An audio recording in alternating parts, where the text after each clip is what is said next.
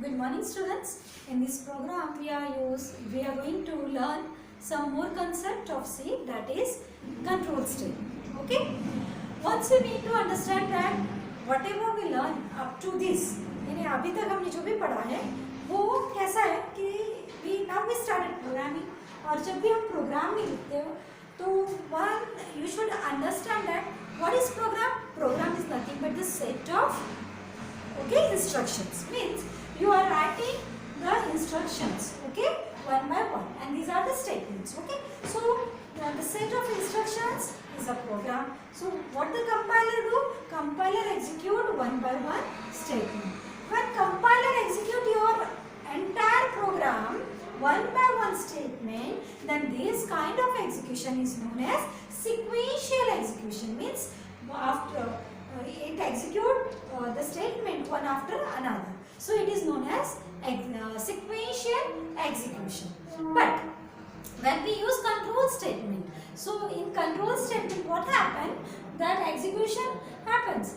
That execution is known as selection execution. Means what is that? So in somewhere you are specify the criteria, and if that criteria is satisfied, then and then only this statement will execute it. Otherwise this statement will be skipped by the compiler. So this is known as selection execution. And to understand the selection execution in detail, we are going to learn some control statement, that is selection statement, which today we are going to learn if statements. So if statement in C. So there are four types of if statement. One is simple if, second is if else, third is if else if, fourth is nested if. So in today's lecture we are going to learn the simple if and if else. See, as I told you कि these programs is of selection execution. So see what happen when you define some criteria. For example, if you want to print the message on a particular criteria. एक example लेंगे, जैसे कि हम आपको कुछ message print करना है, लेकिन एक हो जैसे कि फॉर एग्जांपल आपने परसेंट पूछे, परसेंट कितने हैं, अभी आपने कॉलेज में एडमिशन्स की, अगर आपको 80% है तो yes you will get the admission. But if the percentage is below 80 है ना, लेस देन 80, तो आपको एडमिशन्स नहीं मिलेगा. So in this way you can write a program, यानी ये इस तरह से एग्जीक्यूट किया जाता है. It's totally depend on the criteria. If the criteria is satisfied, then and then only the statement get executed. Okay. So now we are using simple if. We are learning simple if. तो जब हम if statement use करते हैं तो उसके syntax होते हैं. तो सिंपल if का बहुत ही यहाँ पे सिंपल if मैं आपको बताती हूँ. सिंटैक्स यहाँ पे बताती हूँ. सिंटैक्स है if, यहाँ पे आपको कंडीशन देनी है जो भी आपको लेनी है, और यहाँ पे ब्लॉक ऑफ स्टेटमेंट, यानी जो भी आपको स्टेटमेंट देना है यहाँ पे स्टेटमेंट 1, स्टेटमेंट 2 जो भी देना है आप यहाँ पे दे सकते हैं. ठीक है, स्टेटमेंट 2. तो इस तरह से आप यहाँ पे स्टेटमेंट दे सकते हैं. इसका बहुत अच्छा एक एग्जाम्पल मैं आपको यहाँ पे बताती हूँ. ये सिंटैक्स है हमारा. ना सिंटैक्स में मैं यहाँ पे आपको एक एग्जांपल देना चाहती हूँ. जैसा मैंने आपको बताया कि हमने एक मेन फंक्शन लिखा, जैसे फॉर एग्जांपल हैश इंक्लूड, तो हमें लिखना ही है हर प्रोग्राम में std dot h hash include conio dot h. Main आपका फंक्शन हर प्रोग्राम नेम में लिखते हैं कर्ली ब्रेस. ओके, यहाँ पे मैंने आपका एक वेरिएबल लिया p नाम का, जिसमें हम परसेंटेज देख लेंगे आपको. ठीक है. सो यहाँ पे CLR SCR जो हमने हर प्रोग्राम में यूज करना है. printf से एक मैसेज हम प्रिंट करेंगे, एंटर %, परसेंटेज कोटेशन कंप्लीट, ये आपका यहाँ पे मैसेज हो गया। स्कैन ऐप से हम परसेंटेज ले लेंगे, परसेंटेज हमारे इंटीजर में है तो हम यहाँ पे परसेंट डी और %p। तो परसेंटेज आपके p में स्टोर हो चुके हैं। नाउ एडमिशन अवेलेबल है या नहीं है, मिलेगा या नहीं मिलेगा, ये क्या है, ये आपको चेक करना है। तो इफ p, ओके, तो यहाँ हम लोग कुछ रिलेशनल ऑपरेटर यूज करेंगे, criteria. If p is okay greater than equals to 80, अगर 80 या 80 से बड़ा है तो यहाँ पे आपको एक मैसेज प्रिंट करना है, प्रिंट एफ। तो यहाँ पे आप बोलेंगे एडमिशन अवेलेबल।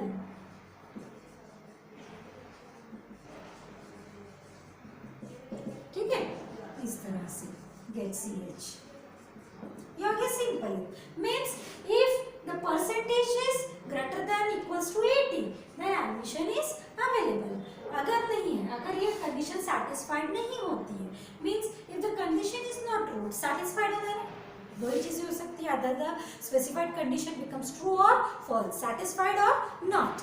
तो इस तरह से आपने जो भी वैल्यू p की, तो अगर आप p की वैल्यू यहाँ पे, अगर हम p की वैल्यू 70 देते हैं तो 70 क्या 80 से बड़ा है, नहीं, क्या 80 है, यानी हमने यहाँ पे greater than equals to use किया। अगर है, suppose if the condition is satisfied, truly satisfied, then admission available ये प्रिंट हो जाएगा, नहीं तो नहीं होगा और आप प्रोग्राम के बाहर आ जाएंगे। तो in this way you can write a program. तो क्या होगा, अब यहाँ पे सिलेक्शन एग्जीक्यूशन क्यों कहते हैं, क्योंकि ये प्रोग्राम कंपाइल, ये स्टेटमेंट कंपाइलर ने एग्जीक्यूट किया, ये किया, मेन किया, ये किया, देन उसने डिक्लेरेशन किया, स्क्रीन को क्लियर किया, मैसेज प्रिंट किया, स्कैन एफ से वैल्यू रीड की p के लिए, लेकिन जैसे ही वो यहाँ पे आया उसने क्या किया, p की वैल्यू जो आपने डाली उसको क्या किया, चेक किया। अगर वो ग्रेटर देन इक्वल्स टू 80 है तो उसने प्रिंट किया। अगर यानी ये जो स्टेटमेंट है, ये स्टेटमेंट टोटली इस क्राइटेरिया पे डिपेंड है, वेदर टू एग्जीक्यूट और not. Means selection of the statement for the execution is depend on the specified criteria, okay? So इसको इसीलिए इसको selection एग्जीक्यूशन कहते हैं कि यहाँ पे आपने जो स्टेटमेंट दिया है वो स्टेटमेंट एग्जीक्यूट होगा या नहीं होगा, तो इसका एग्जीक्यूशन के लिए सिलेक्शन होगा या नहीं होगा, किसके ऊपर डिपेंड है, स्पेसिफाइड क्राइटेरिया के ऊपर है। ठीक है, सो यहाँ पे आप दे सकते हैं। ओके, नाउ आप हम लोग यहाँ पे, तो सिंपल हो गए, यानी अगर नहीं है तो कुछ भी नहीं होगा, अगर है तो स्टेटमेंट एग्जीक्यूट होगा। ठीक है, अब मैं आपको यहाँ पे दूसरा जो कि इफ एल्स इफ, इसका दूसरा टाइप यहाँ पे पढ़ा रही हूँ। ठीक है, हम दूसरा लेते हैं सिंपल इफ का, जो दूसरा टाइप है वो दूसरा टाइप है इफ एल्स। ओके, सो हमारा दूसरा टाइप है इफ एल्स। ओके, इसका सिंटैक्स देख लीजिए।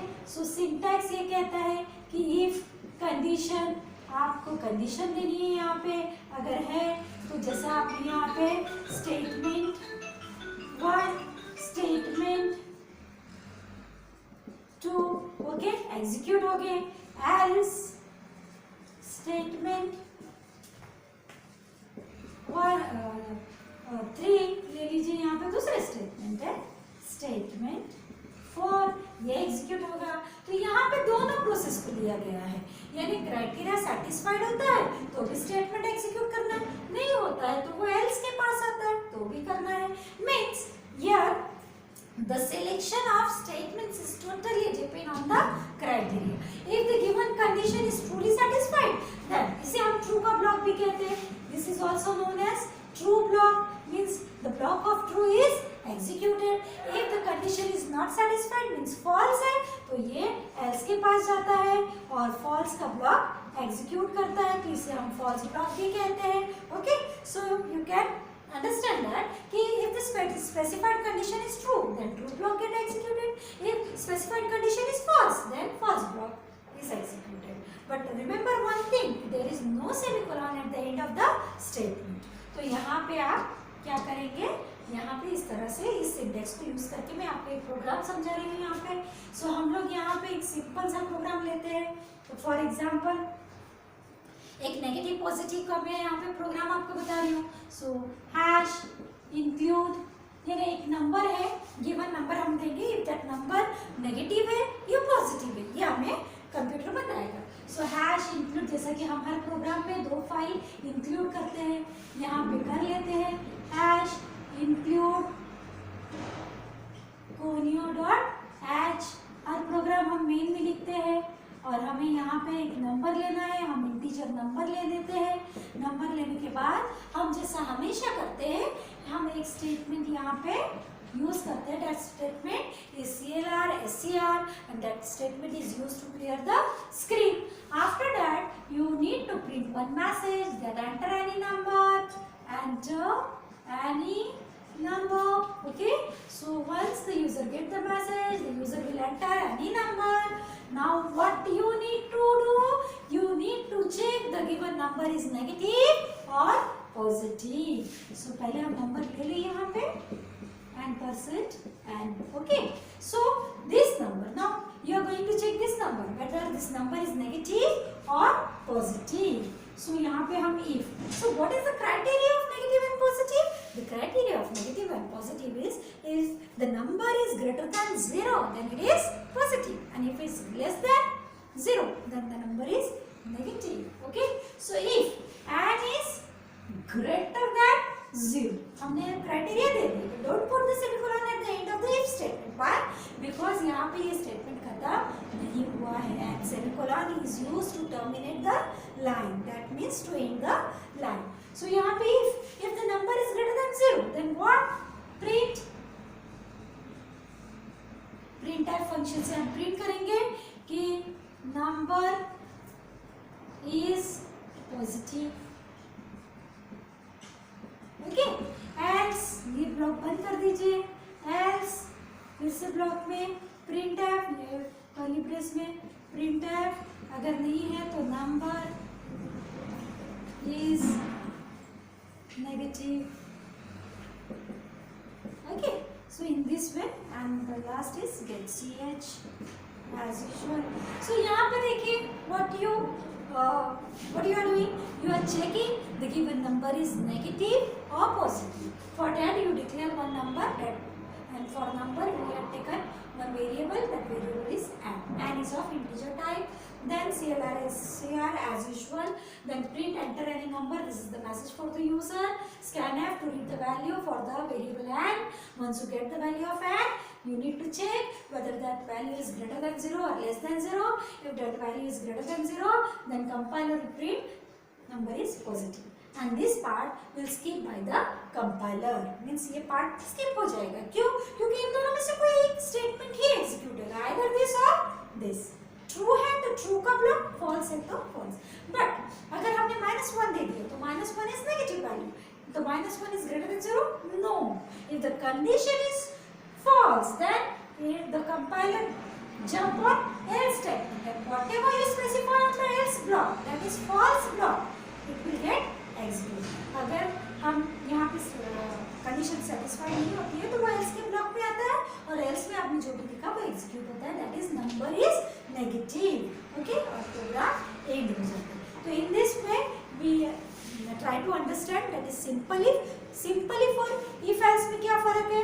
सिंपल इफ में हमने एल्स के ब्लॉक को डिफाइन नहीं किया है। हमारी कंडीशन ट्रू होती है तो उससे स्टेटमेंट जो एसोसिएटेड है वो क्या होगा? Statement associated with this block get executed. Okay, लेकिन इफ एल्स में ऐसा नहीं है।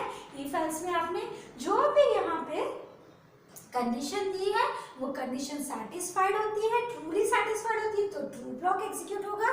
When statement associated with the true block get executed. If the condition is false, then the statement associated with first block which is also known as else blocks get executed. I hope you understand, and in next lecture we will try to explain some more program to you. Thank you.